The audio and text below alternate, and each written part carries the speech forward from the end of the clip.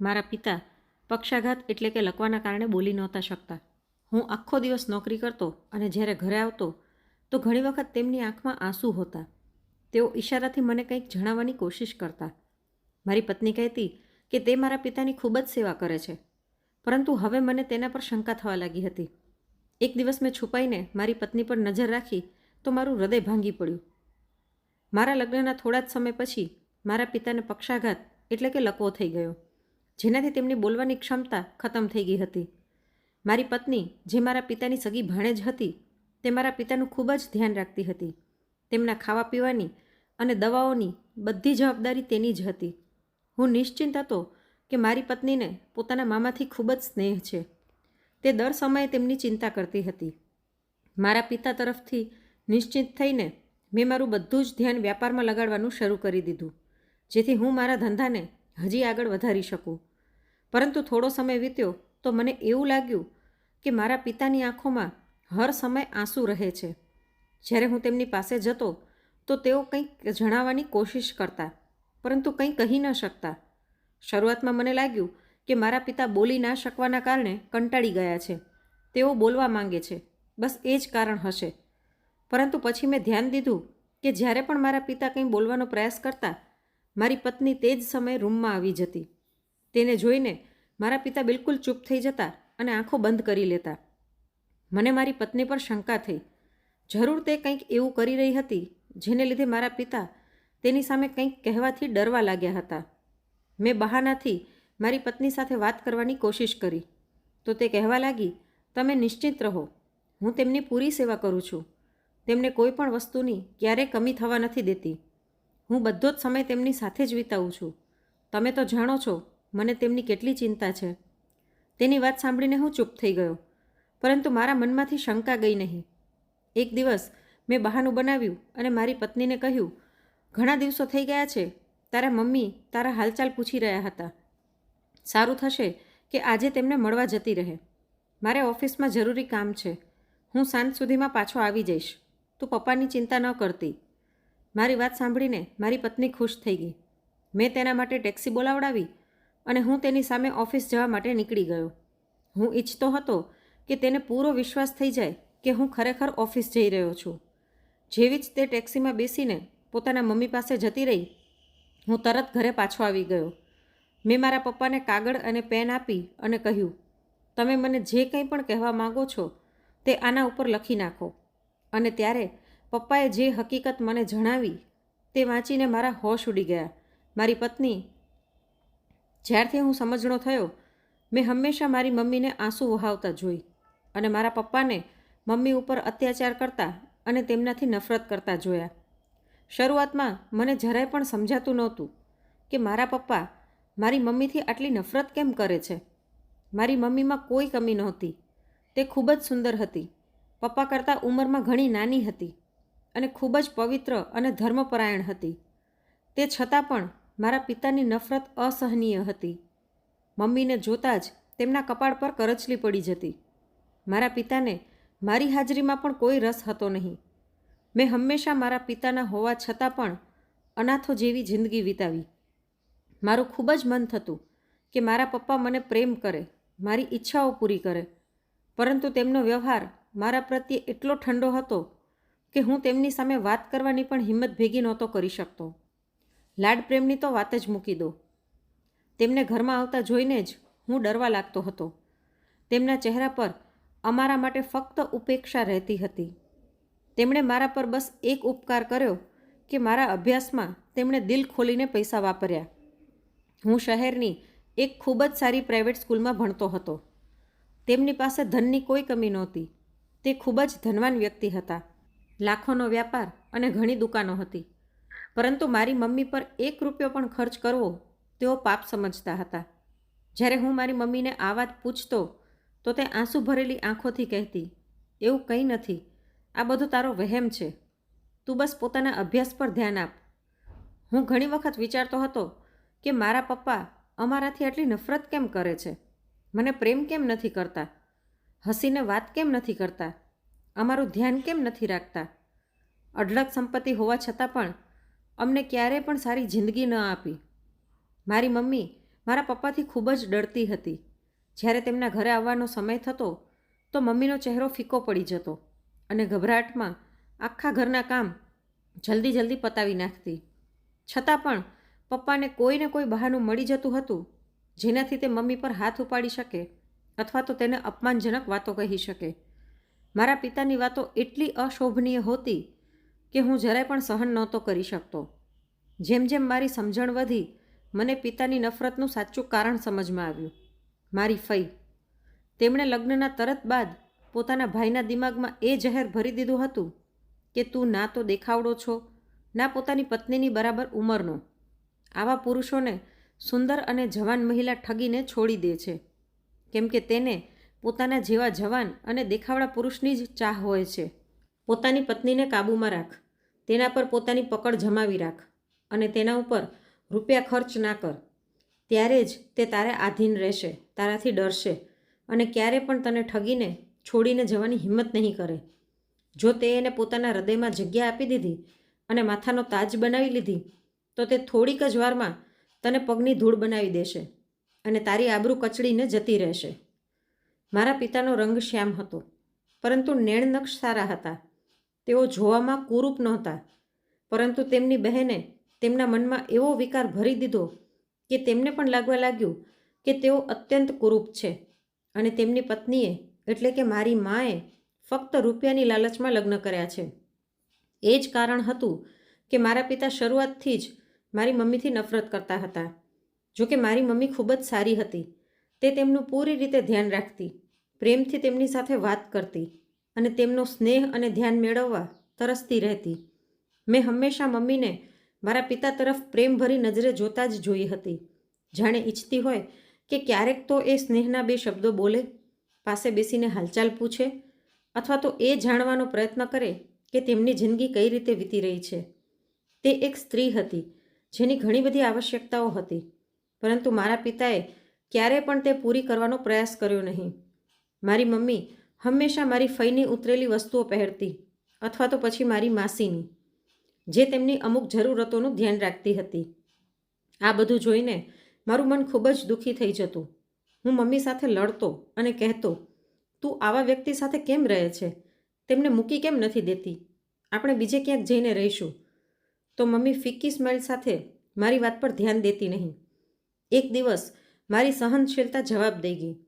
હું મેટ્રિકનો છાત્ર હતો. જ્યારે ઘરે આવ્યો તો હંમેશાની જેમ પપ્પા મમ્મી પર રાડો પાડી રહ્યા હતા, ગાળો આપી રહ્યા હતા અને મારી મા પર ખૂબ જ ગંદા આરોપ લગાડી રહ્યા હતા કે મમ્મી કોઈ પારકા પુરુષ સાથે સંબંધ રાખે છે. મમ્મી ચૂપચાપ સાંભળી રહી હતી, જાણે તેણે હાર માની લીધી હોય. આ બધું સાંભળીને મારું લોહી ઉકળી ગયું. મેં મારું બેગ ફેંક્યું અને ખૂબ જ સખત અવાજમાં મારા પિતાની સામે ઊભો રહી ગયો અને કહ્યું, આજ પછી જો તમે મારી મા ઉપર હાથ ઉપાડ્યો કે પછી તેના પર આવા ખરાબ આરોપ લગાડ્યા તો મારાથી ખરાબ કોઈ નહીં થાય.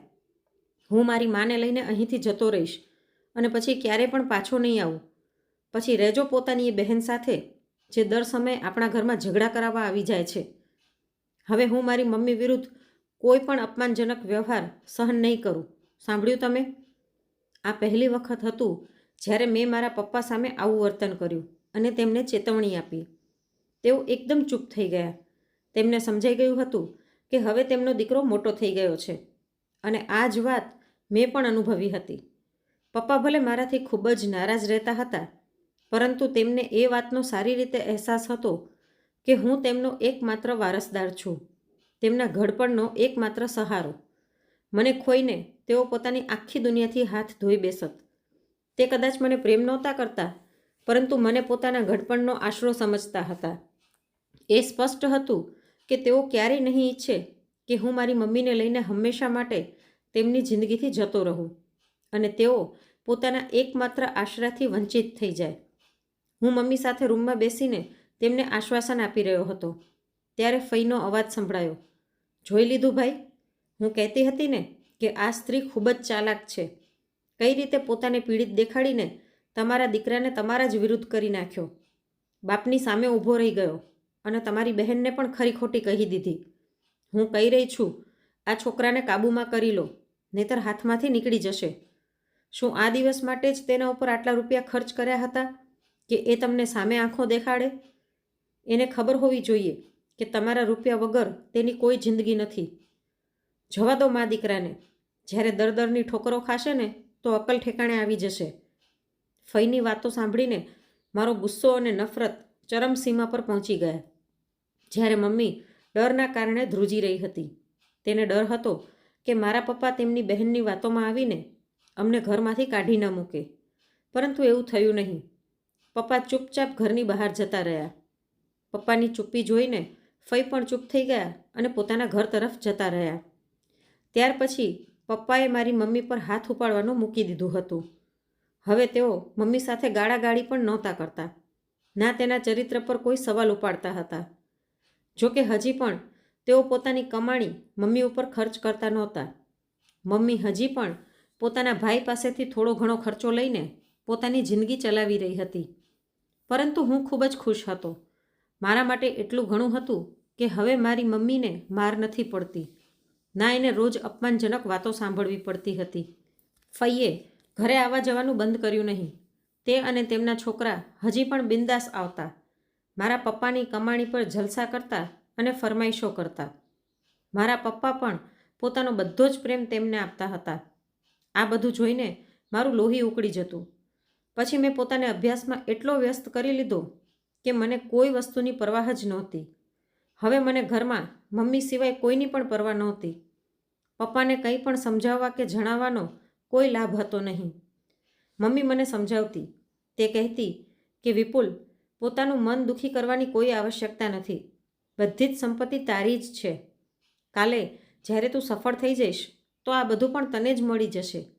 રહી વાત તારા પપ્પાની, તો તેમના માટે ઈશ્વરથી પ્રાર્થના કર કે ઈશ્વર તેમને સદ્બુદ્ધિ આપે. નહીં તો તેઓ પોતાના કર્મોની સજા આગલા જન્મમાં ભોગવશે. હું બસ એ ઈચ્છું છું કે તું પોતાની માના ઉછેરની લાજ રાખ અને ક્યારે પણ કોઈને એ કહેવાનો અવસર ન આપજે કે તારી માએ એવો ઉછેર કર્યો છે કે તું તારા પિતાની આંખોમાં આંખો નાખીને ઊભો રહે છે. તું ઘણી વખત મને પૂછતો હતો ને કે હું મારા પતિ સાથે દલીલ કેમ નથી કરતી, શું કામે આવા પુરુષની સાથે રહું છું? તો એનું એ જ કારણ હતું. જો હું તેમની સાથે દલીલ કરીશ અથવા તો પોતાનો અધિકાર માંગવાનો પ્રયાસ કરીશ તો મને પૂરો વિશ્વાસ છે કે તે ગુસ્સામાં આવી જશે અને મને આ ઘરથી કાઢી મૂકશે, તને મારાથી છીનવી લેશે. હું તારા વગર રહેવાની કલ્પના પણ નથી કરી શકતી. તું મારી એકમાત્ર સંતાન છો. બસ તું મને વાયદો કર કે ક્યારે પણ પોતાના પિતા સાથે દલીલ નહીં કરે. મમ્મીની વાતો મારા હૃદયને સ્પર્શી ગઈ અને મેં તે સ્વીકારી લીધી. બસ પછી હું પોતાના કામમાં લાગી ગયો. સમય તેજીથી બદલતો ગયો. મેં MBAની ડિગ્રી મેળવી લીધી. મારી સફળતા પર મારી મમ્મીની સાથે સાથે મારા પપ્પા પણ ખૂબ જ પ્રસન્ન થયા. પહેલી વખત પપ્પાએ ખૂબ જ ઉત્સાહથી મારા ખભા પર હાથ રાખ્યો. તેઓ મને ગળે લગાડવા માગતા હતા, પરંતુ મારું ઠંડુ વર્તન જોઈને તેઓ અટકી ગયા. તે સમજી ગયા હતા કે હવે મારે તેમની જરૂરત નથી રહી. પપ્પા ઈચ્છતા હતા કે હું તેમનો વ્યવસાય સંભાળું, પરંતુ મેં ના પાડી દીધી. અત્યારે હું કોઈ બીજી સંસ્થામાં નોકરી કરીને મારી મમ્મીની બધી ઈચ્છાઓ પૂરી કરવા માગતો હતો અને મારે અનુભવની પણ જરૂર હતી. મારી વાત સાંભળીને પપ્પા ચૂપ થઈ ગયા. પછી બોલ્યા, સંપત્તિ તારી છે અને તેના પર અધિકાર પણ તારો જ થાય છે. હું તો બસ એ ઈચ્છું છું કે તું આ બધું સંભાળી લે, જેથી હું શાંતિથી મારી બાકીની જિંદગીના દિવસો વિતાવી શકું. પરંતુ આ તારી ઈચ્છા છે. જે તને ઉચિત લાગે એ જ કર. જેમ ઈચ્છા થાય તેમ પોતાની સંપત્તિ અને વ્યવસાયનો ઉપયોગ કર. કોઈ તને સવાલ નહીં કરે. પપ્પાએ તેમની વાતોથી સ્પષ્ટ કરી દીધું હતું કે હવે હું જે ઈચ્છું તે કરી શકું છું. પરંતુ મારી ફઈની તો રાતોની નીંદર હરામ થઈ ગઈ હતી. એટલું તો હું પણ સમજી ગયો હતો કે તેમની નજર પોતાના ભાઈની સંપત્તિ પર હતી. તેઓ ઈચ્છતા હતા કે તેમનો ભાઈ આખી ઉંમર પોતાની પત્ની અને દીકરાથી દૂર રહે અને પોતાની કમાણી તેમના પર ખર્ચ ન કરે. તેમને લાગતું હતું કે તેઓ પોતાના ઉદ્દેશ્યમાં સફળ થઈ ગયા છે, પરંતુ આ એમની ભૂલ હતી. પપ્પાને તેમની બહેન ભલે ગમે એટલી પ્રિય હોય, પરંતુ સંતાનથી વધીને કોઈ નથી હોતું. જ્યારે પુરુષ વૃદ્ધ થાય છે તો સૌથી વધારે તેને પોતાની સંતાનનો સ્નેહ જોઈતો હોય છે. તેનું મન કરે છે કે તેની સંતાન તેની પાસે જ રહે, ના કે ભાઈ કે બહેન. મારી તરફ મારા પપ્પાનો ઝુકાવ જોઈને મારી ફઈની હાલત બગડી ગઈ હતી. મારી નોકરી લાગતા જ ફઈએ એક નવી ચાલ ચલી, જે મારા માટે અસ્વીકાર્ય હતી. જ્યારે નોકરીનું સાંભળ્યું તો પપ્પા બોલ્યા, ખૂબ જ સારું, હવે તું પોતાના પગ ઉપર ઊભો થઈ ગયો છે, હવે તારે લગ્ન કરી લેવા જોઈએ. મેં તારા લગ્ન મારી ભાણેજ માલા સાથે નક્કી કરી દીધા છે. તું પોતાની મમ્મીની સલાહ લઈને મને જણાવી દેજે કે કઈ તારીખે લગ્ન કરવા છે. બાકીની બધી જ વ્યવસ્થા મેં કરી નાખી છે. પપ્પાની વાત સાંભળીને જાણે મારા પગ નીચેની જમીન ખસકી ગઈ. હું ફાટેલી આંખોથી પપ્પાનો ચહેરો જોવા લાગ્યો. મારી જિંદગીનો આટલો મોટો નિર્ણય તેઓ મારી મરજી વિરુદ્ધ કઈ રીતે કરી શકે છે? મમ્મીની હાલત પણ કંઈક એવી જ હતી. તે પોતાની ભત્રીજીને પોતાની વહુ બનાવવા માગતી હતી. એ ભાઈ જેણે આખી જિંદગી તેમનું ધ્યાન રાખ્યું, ક્યારેય રૂપિયા માટે કોઈના મોહતાજ થવા દીધા નહીં, તેમની જ દીકરીને વહુ બનાવીને પોતાની જિંદગી શાંતિથી વિતાવવા માગતી હતી. પણ પપ્પાએ ના મારી સલાહ લીધી ના મમ્મીની, અને ચૂપચાપ માલા સાથે મારી વાત નક્કી કરી નાખી. તમે આવું કઈ રીતે કરી શકો પપ્પા? મેં કહ્યું, મારી જિંદગીનો આટલો મોટો નિર્ણય મને પૂછ્યા વગર કઈ રીતે લઈ લીધો? મને તમારી બહેનની સંતાનમાં કોઈ રસ નથી. મેં પોતાના માટે છોકરી પસંદ કરી લીધી છે અને હું તેની સાથે જ લગ્ન કરીશ.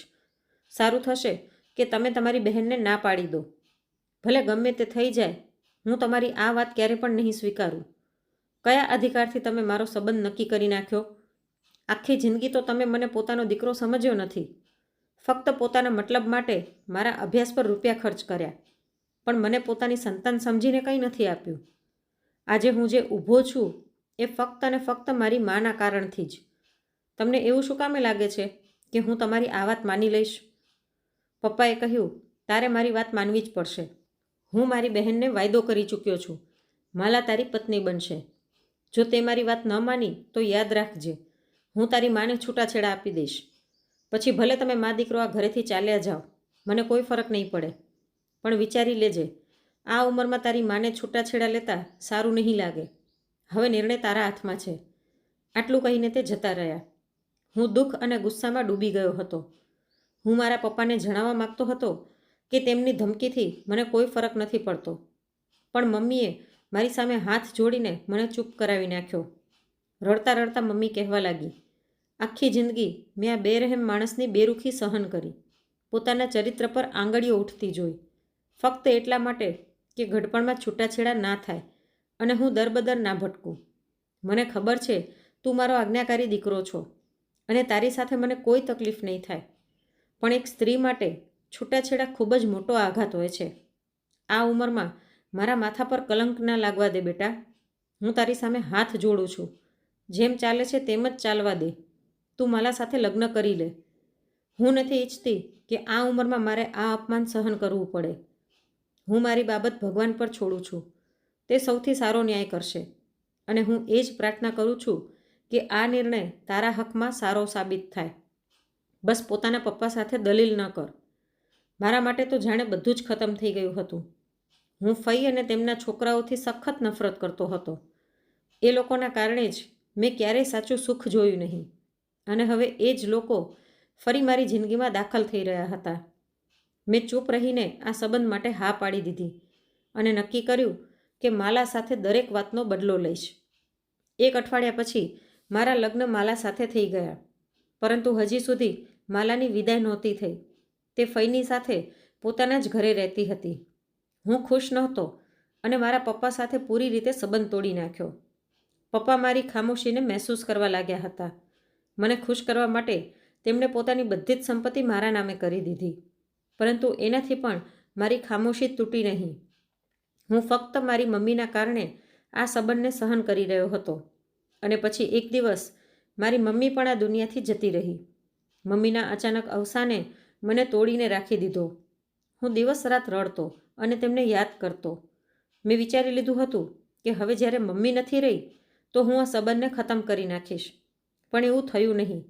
મમ્મીના અવસાન પછી આખા પરિવારે મળીને નિર્ણય કર્યો કે આ ઘરને સંભાળવા માટે વહુનું આવી જવું જરૂરી છે. હું ફરી એકવાર મજબૂર થઈ ગયો અને લાચાર થઈને આ કડવો ઘૂંટડો પી ગયો. માલા દુલ્હન બનીને ઘરે આવી ગઈ. તે પોતાના વ્યવહારથી મને આકર્ષિત કરવાના ખૂબ જ પ્રયત્ન કરતી રહી. પરંતુ મેં તેનાથી પૂરી રીતે દૂરી બનાવી રાખી. હું તેને મહત્ત્વ આપતો નહોતો અને ના તેની સાથે વાત કરતો હતો. જો તે કોઈ વાત કરતી તો હું તેની કોઈ વાતનો જવાબ પણ દેતો નહીં. પપ્પા બધું જોઈ રહ્યા હતા, પરંતુ હવે તેઓ પૂરી રીતે શાંત થઈ ગયા હતા. મારો વ્યવહાર મારી માસીએ એક દિવસ જોઈ લીધો. તેમણે મને પોતાના ઘરે બોલાવ્યો અને સ્નેહપૂર્વક સમજાવ્યો, જો વિપુલ, મેં આખી જિંદગી મારી બહેનને તરસતા અને રડતા જોઈ છે. તેણે હંમેશા પોતાના પતિનો પ્રેમ મેળવવાનો ઘણો પ્રયાસ કર્યો. તે દિવસ રાત તેમની સેવા કરતી હતી, પરંતુ તે નિર્દયી વ્યક્તિએ ક્યારે પણ મારી બહેનની અચ્છાઈઓનું મૂલ્ય સમજ્યું નહીં. તેને દરેક ખુશી અને અધિકારથી વંચિત રાખી.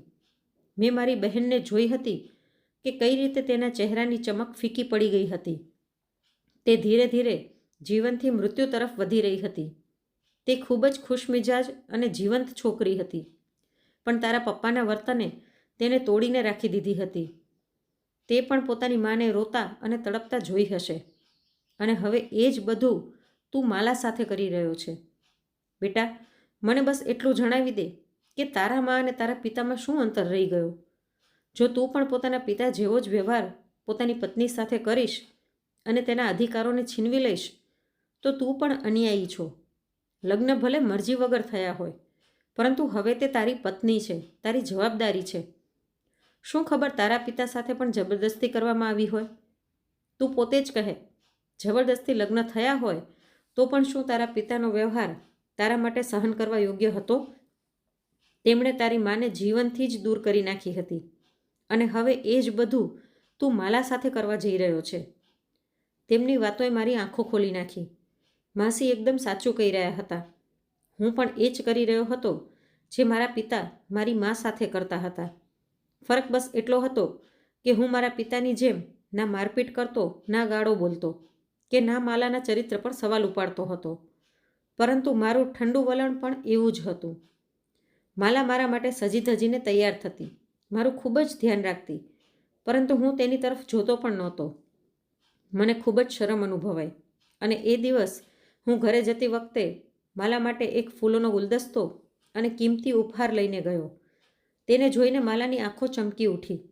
તે ખૂબ જ ખુશ થઈ ગઈ હતી. તેને આવી રીતે ખુશીથી ઝૂમતી જોઈને હું પણ પ્રસન્ન થઈ ગયો. મનમાં ઊંડો પસ્તાવો હતો, અને મેં સંકલ્પ લીધો કે આજ પછી તેની સાથે કોઈ પણ અન્યાય નહીં કરું. ત્યાર પછી મારો વ્યવહાર માલા સાથે ખૂબ જ સારો થઈ ગયો. મારા પપ્પા પણ સંતુષ્ટ હતા. તેમણે પણ મારી પાસે માફી માંગી હતી. મેં તેમને માફ તો કરી દીધા હતા, પરંતુ મન હજી પણ તેમનાથી વિરક્ત હતું. છતાં પણ હું તેમની સેવા મનથી કરી રહ્યો હતો. થોડો સમય વધારે વીત્યો પછી એક બીજી ઘટના ઘટી. એક સવારે જ્યારે હું ઓફિસ જવા માટે તૈયાર થઈ રહ્યો હતો, તો માલા દોડીને રૂમમાં આવી અને બોલી, વિપુલ, મામા પોતાના પલંગ પરથી હલી નથી રહ્યા. ખબર નહીં તેમને શું થઈ ગયું છે. આ સાંભળીને હું ગભરાઈ ગયો. હું ઝડપથી પપ્પાને લઈને હોસ્પિટલે પહોંચ્યો, તો ખબર પડી કે તેમને પક્ષાઘાત એટલે કે લકવો થઈ ગયો છે, જેના કારણે તેઓ હંમેશા માટે બોલવામાં અસમર્થ થઈ ગયા હતા. મને લાગ્યું કે પપ્પાએ મારી મા પર જે અત્યાચાર કર્યા હતા, હવે તેમના હિસાબ દેવાનો સમય આવી ગયો હતો. છતાં મેં મારા પિતાની સેવામાં કોઈ કમી છોડી નહીં. મારી પત્ની પણ મારા પિતાનું ખૂબ જ ધ્યાન રાખતી હતી, અને તેમાં કોઈ સંદેહ નહોતો, કેમ કે માલા મારા પિતાની સગી ભાણેજ હતી. મારા પિતાએ હંમેશા તેને ખૂબ જ સ્નેહ આપ્યો હતો, અને એ પણ મારા પિતાનું ખૂબ જ સન્માન કરતી હતી. પરંતુ થોડા સમયથી હું અનુભવી રહ્યો હતો કે મારા પપ્પાની આંખોમાં દર સમયે આંસુ રહેતા હતા. જ્યારે પણ હું તેમની પાસે જતો તો તેઓ ઈશારાથી મને કંઈક જણાવવાની કોશિશ કરતા, પરંતુ જ્યારે માલા રૂમમાં આવતી તો તેઓ ચૂપચાપ આંખો બંધ કરી લેતા. શરૂઆતમાં તો મેં કંઈ વિચાર્યું નહીં, પરંતુ પછી મને લાગવા લાગ્યું કે તેઓ મને કંઈક જણાવવા માગે છે, પરંતુ મારી પત્નીની ઉપસ્થિતિમાં કહી નથી શકતા. મને શંકા થઈ તો મેં વિચાર્યું કે મારે મારી પત્ની પર નજર રાખવી જોઈએ. જરૂર તે કંઈક ને કંઈક ગડબડ કરી રહી હતી. એક બે વખત મેં બહાનાથી મારી પત્નીને પૂછ્યું પણ, તું પપ્પાનું ધ્યાન તો રાખે છે ને? તો તે કહેવા લાગી, તમે પોતે જ જોઈ લો. હું તેમને સમયસર દવાઓ આપું છું, જમવાનું પણ મારા હાથે ખવડાવું છું. તે મારા મામા છે, મને ખૂબ જ પ્રિય છે. તમારે પૂછવાની કોઈ જરૂરત નથી. બધું જ તમારી સામે જ છે. તેની વાત સાંભળીને હું ચૂપ થઈ ગયો, પરંતુ મારી શંકા દૂર ન થઈ. ત્યારે એક દિવસ મેં બહાનાથી માલાને તેની મમ્મીના ઘરે મોકલી દીધી અને પોતે ઓફિસ જવાની બદલે પપ્પાની પાસે આવી ગયો અને તેમને એક કાગળ અને પેન આપી દીધા, જેથી તેઓ મને લખીને બધું જ જણાવી શકે. પપ્પાએ લખ્યું, જ્યારે તે મને ધમકાવ્યો કે જો મેં તારી મમ્મી પર હાથ ઉપાડવાનું ન મૂક્યું તો તું તારી માને લઈને અલગ થઈ જઈશ, તો મેં તારી સામે તેના પર હાથ ઉપાડવાનો મૂકી દીધો. પરંતુ જ્યારે તું ઘર પર ના રહેતો તો હું એવી જ રીતે મારી પત્ની પર અત્યાચાર કરતો હતો. ઉલટાનું મેં અને મારી બહેને તો અત્યાચારની બધી સીમાઓ પાર કરી નાખી હતી. ન ફક્ત તારી મા ઉપર જુલમ કરતો હતો, પરંતુ તેને ધમકાવતો પણ હતો કે જો તેણે તને કંઈ પણ જણાવ્યું તો અમારાથી ખરાબ કોઈ નહીં થાય. એ બિચારી ચૂપચાપ બધું સહન કરતી રહી. જ્યારે મને ખબર પડી કે તે પોતાની ભત્રીજીને પોતાની વહુ બનાવવા માંગે છે, તો મેં મારી બહેન સાથે મળીને યોજના ઘડી અને મારી ભાણેજને વહુ બનાવી લીધી. ભલા એવું કઈ રીતે થઈ શકતું હતું કે એક ચરિત્રહીન સ્ત્રીની ભત્રીજીને હું મારા ઘરમાં લાવત અને આખી જિંદગી જેવી રીતે હું બરબાદીમાં જીવ્યો એમ જ મારો દીકરો પણ ગુજારત. કેમ કે મને એમ જ લાગતું હતું કે મારી પત્ની ખરેખર ચરિત્રહીન છે, તે મને મૂકીને જતી રહેશે. તો જેવી સ્ત્રી તે હતી તેની ભત્રીજી પણ એવી જ હશે. લગ્ન થઈ ગયા બાદ પણ અમારા વ્યવહારમાં કોઈ બદલાવ ન આવ્યો, પરંતુ માલાએ તારી મા સાથે દિવસ રાત ખરાબ વર્તન કરવાનું શરૂ કરી દીધું. જ્યારે તેનું મન કરતું તે આપણા ઘરે આવી જતી અને ખૂબ જ આરામથી તારી મા પર હુકમ ચલાવીને તેને અહેસાસ દેવડાવતી કે તે આ ઘરની નોકરાણીથી વધારે કંઈ નથી. તેણે તો અહીં સુધી કહી દીધું હતું કે મને એક વખત આ ઘરમાં આવી જવા દો, ખૂબ જ જલ્દી તમારા દીકરાને તમારાથી છીનવી લઈશ અને તમને આ ઘરથી બહાર કાઢી મૂકીશ. આ બધી વાતોએ તારી મમ્મીને આઘાતમાં નાખી દીધી અને તે આ દુનિયાથી વિદા થઈ ગઈ. તેની મૃત્યુએ મારી આંખો ખોલી નાખી. મને અહેસાસ થયો કે તે એટલી ખરાબ નહોતી જેટલું મને કહેવામાં આવ્યું હતું. મારા આટલા અત્યાચાર સહન કરવા છતાં પણ તેણે ઘર મૂક્યું નહીં, પરંતુ હવે કંઈ થઈ શકે એમ નહોતું. હું મારી પત્નીના દુઃખમાં ભાંગી ગયો હતો. ત્યારે મારી બહેને ચાલાકીથી પરિવારના મોટાઓને વચ્ચે લાવીને માલાની જલ્દી વિદાય કરાવી નાખી. લગ્ન પછી માલાની હકીકત મારી સામે આવી. મેં આખી જિંદગી મારી પત્નીને ચરિત્રહીન સમજી, જ્યારે હકીકતમાં મારી પોતાની ભાણેજ એટલે કે તારી પત્ની ચરિત્રહીન છે. તેના પારકા પુરુષો સાથે અવૈધ સંબંધ છે. મેં તેને જોઈ લીધી અને સમજાવવાનો પ્રયાસ કર્યો, તો માલાએ મારી સાથે પર ગેરવર્તણૂક કરી. પોતાની મા સાથે મળીને ખબર નહીં કેવી દવા મને પીવડાવી, જેનાથી મને લકવો મારી ગયો. કદાચ તે મને મારવા જ માગતી હતી, પરંતુ હું બચી ગયો. કદાચ ઉપરવાળા તરફથી આ મારી સજાની શરૂઆત હતી. મારા બોલવાની તાકાત હંમેશા માટે જતી રહી, તો માલાએ પોતાના અસલી રંગ દેખાડવા શરૂ કરી નાખ્યા. જ્યારે તું ઓફિસ જાય છે તો તે પાછળથી પારકા પુરુષોને ઘરે બોલાવી લે છે અને આખો સમય અશ્લીલતામાં વિતાવે છે. તે મને મારે પણ છે અને ઘણા દિવસો સુધી ભૂખ્યો પણ રાખે છે. મારી બધી દવાઓ બદલી નાખી છે અને ખોટી દવાઓ આપે છે. પછી તારી સામે માસૂમ બનીને તારો વિશ્વાસ જીતે છે, જેથી ચાલાકીથી બધી જ સંપત્તિ હડપી શકે. તે બંને મા દીકરીની યોજના શરૂઆતથી એ જ હતી. સંપત્તિ પર કબજો કર્યા પછી તને રસ્તામાંથી હટાવવામાં એક ક્ષણની પણ વાર નહીં કરે. જ્યારથી મને આ બધી ખબર પડી છે, હું અંદરને અંદર બળી રહ્યો છું. હવે મને અહેસાસ થઈ ગયો કે મારી જ બહેન મારી સૌથી મોટી દુશ્મન હતી. તેણે મને મારી પત્નીની નજીક ક્યારે પણ આવવા ના દીધો અને ના હું મારા દીકરાને એક બાપનો પ્રેમ આપી શક્યો. હકીકતમાં એ જ સંપત્તિની લાલચમાં આંધળી થઈ ગઈ હતી.